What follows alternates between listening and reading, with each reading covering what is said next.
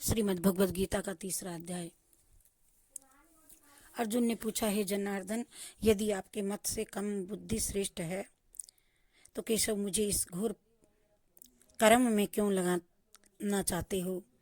मिली हुई वचनों से आप मेरी बुद्धि को भ्रम में डाल रहे हैं। निश्चय करके मुझे ये बतलाइए कि जिससे मैं कल्याण को प्राप्त हूँ। श्री कृष्ण जी बोले कि हे निष्पाप अर्जुन, मैं पहले समझा चुका हूँ कि इस लोक में 2 प्रकार की निष्ठाएं कही गई हैं। एक तो सांख्य लोगों का ध्यान योग और दूसरा योगियों का कर्म योग। कर्मों को प्रारंभ न करने से ही कोई निष्कर्म नहीं कहलाता और कर्मों को त्याग करके संन्यास ग्रहण करने से ही किसी को सिद्धि नहीं मिलती। मनुष्य क्षण भर भी कर्म किए बिना नहीं रह सकता। प्रकृति के गुण ही सब मनुष्यों को कुछ न कुछ कर्म करने में लगाते हैं। जो अज्ञानी कर्मेंद्रियों को रोक करके आत्मचिंतन करने के बहाने विषयों की चिंता करता है, वह तो पाखंडी मिथ्याचारी कहलाता है। हे अर्जुन, जो इंद्रियों को मन से दमन करके और विषयों में प्रवृत्त न होने देकर उनसे कार्य लेता है, वह कर्म योग का अभ्यास करता है और श्रेष्ठ कहता है। अपने धर्म के अनुसार नियमित कर्म के न करने से कर्म को करना अच्छा है। बिन कर्म किए तुम्हारे शरीर का निर्वाह नहीं हो सकता। हे कुंती, यज्ञ के निमित्त किए जाने वाले कर्मों को छोड़ करके जितने भी कर्म हैं उनके करने से मनुष्य का बंधन होता है। अतएव तुम फल की इच्छा त्याग करके यज्ञ के लिए कर्म करो।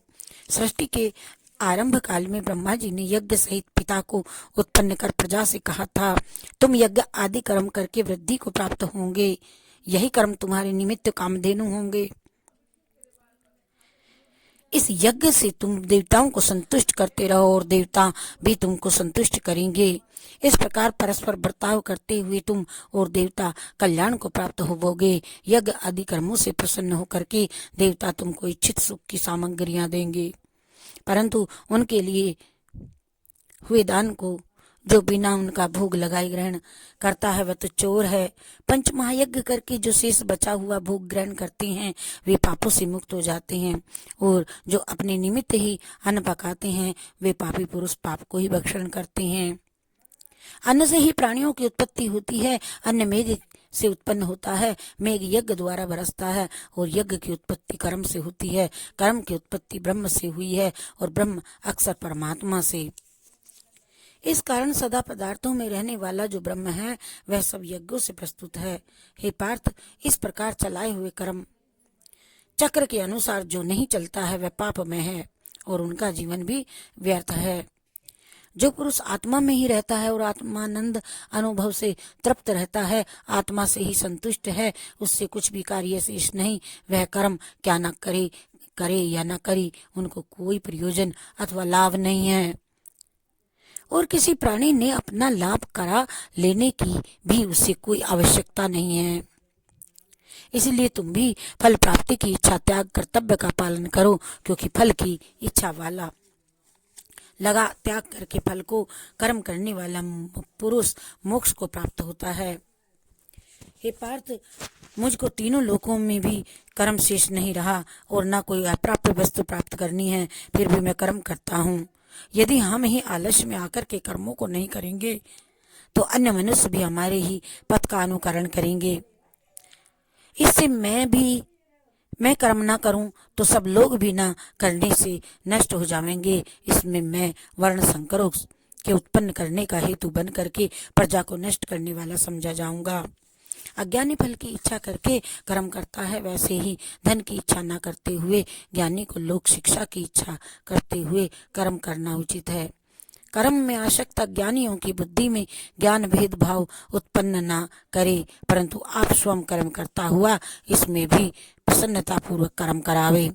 हे अर्जुन, सब कर्म प्रकृति के गुणों करके ही उत्पन्न होते हैं, परंतु जिनकी बुद्धि अहंकार से भ्रष्ट है ऐसे मूर्ख लोग समझते हैं कि हम करता हैं, परंतु जो गुण और कर्म के विभाग का सच्चा तत्व जानता है वह ज्ञानी पुरुष यह समझ करके इसमें आसक्त नहीं होता कि गुणों का ये खेल आपस में हो रहा है। प्रकृति के गुणों करके भूले हुए मनुष्य गुण और कर्मों में आसक्त होते हैं। उन अल्पज्ञ मदों के ज्ञानी पुरुष कर्म मार्ग से चलायमान न करें। हे अर्जुन, अध्यात्म बुद्धि से तुम सब कर्मों को मुझ में अर्पण करके कर्म फलों की आशा ममता को छोड़ करके संग्राम करो। जो पुरुष श्रद्धा पूर्वक मेरे वचनों पर दोष दृष्टि न करके मेरे इस मत के अनुसार आचरण करते हैं, वे लोग कर्म बंधन से निश्चय मुक्त हो जाते हैं। और जो अज्ञानी मेरे इस मत पर दोष दृष्टि करते हुए इसको ग्रहण नहीं करते, वे संपूर्ण ज्ञान से रहित हैं। उनको नष्ट हुआ जानो। अपना कठिन धर्म भी दूसरे के सहज धर्म से हितकर होता है। स्वधर्म में मरना भी कल्याणकारक है, परंतु अन्य धर्म भयानक हैं। अर्जुन ने कहा, हे विष्णु नंदन श्री कृष्णा, पुरुष को पाप करने की इच्छा न होते हुए भी उसे कौन बलात्कार पाप के मार्ग में प्रवृत्त करता है। कृष्ण भगवान बोले, हे अर्जुन, रजोगुण से उत्पन्न होने वाला काम व क्रोध मनुष्य को पाप मार्ग में ले जाता है। इसे करके उत्पन्न इच्छा कभी तृप्त नहीं होती। हे महापापी और शत्रु हैं, जैसे धूल से दर्पण और झिल्ली से गर्भ का बालक ढका हुआ है, उसी प्रकार विषय की इच्छा से आत्मज्ञान ढका हुआ है। हे कुंती पुत्री, शत्रु काम करके ज्ञानियों का ज्ञान आच्छादित हुआ और सदा अग्नि की तरह तृप्त नहीं होता। इंद्रिया, मन और बुद्धि इस काम के आश्रय स्थान है। इनके सहारे विशेषा ज्ञान को आच्छादित करके जीव को मोहित कर लेती हैं। अतएव तुम सर्वप्रथम इंद्रियों को वश में करके ज्ञान और विज्ञान को नष्ट करने वाले इस पापी काम को अवश्य जीत लो।